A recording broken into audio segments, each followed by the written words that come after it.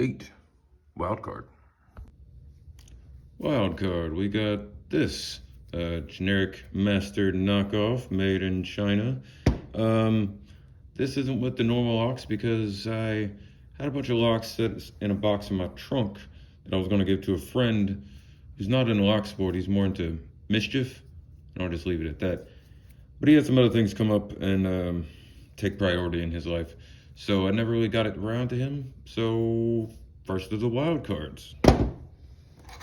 Yeah, I'm sure it won't take much to get in here.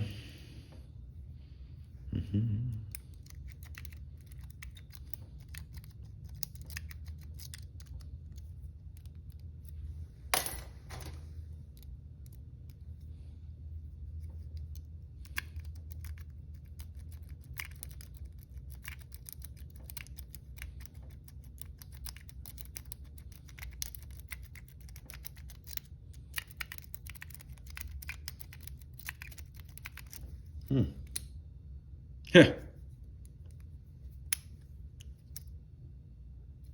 Well, all right. That was an odd pick, but a pick nonetheless.